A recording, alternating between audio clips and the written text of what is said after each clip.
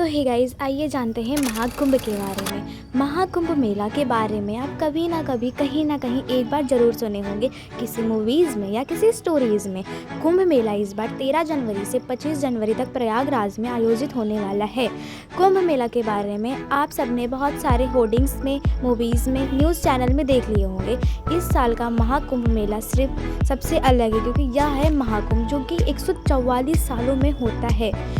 यहाँ पे 144 सालों में होता है। यहाँ पे एक क्वेश्चन उठता है कि यह महाकुंभ इतना फेमस क्यों है?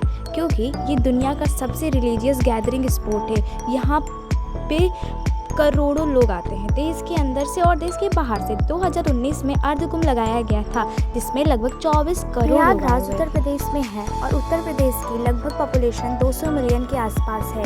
कुंभ मेला सिर्फ रिलीजियस फेस्टिवल नहीं है, यह अध्यात्म की तरफ जाने वाला एक रास्ता है। या एक ऐसा माना जाता है कि गंगा से पवित्र नदियों में स्नान करने से सारे पाप धुल जाते हैं, मन को शांति मिलती है और मोक्ष की प्राप्ति मिलती है। तो कुंभ मेला की स्टोरी यह है जो समुद्र मंथन से जुड़ा हुआ है।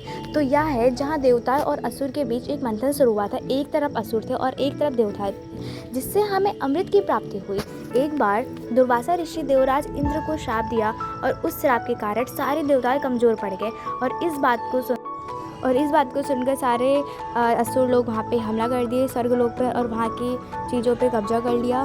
फिर क्या हुआ? फिर देवता आए, ब्रह्मा जी के पास गए, उन्हें सारा किस्सा सुनाया। तो ब्रह्मा जी फिर विष्णु जी के पास लेके गए। विष्णु जी ने एक सुझाव दिया कि हमें अब समुद्र मंथन करना ही चाहिए, जिससे हमें अमृत प्राप्ति की मिलेगी। इस अमृत को पीकर आप मुक्ति पा जाएंगे और आपको कोई नहीं हरा सकता। लेकिन देवता अब अकेले पड़ गए, अकेले वो नहीं लड़ सकते थे इस समुद्र मंथन को, इसलिए उन्हें असुरों की ज़रूरत भी थी। तो असुर मान गए।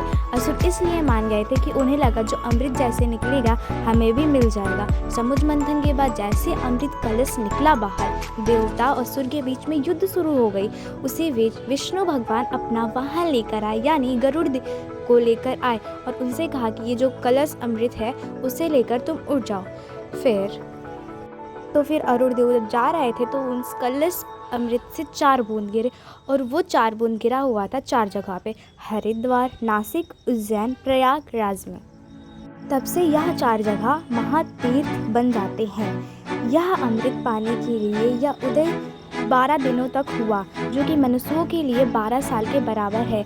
हमें गुप्त पीरियड और मौर्य पीरियड में भी महाकुंभ का जिक्र मिलता है।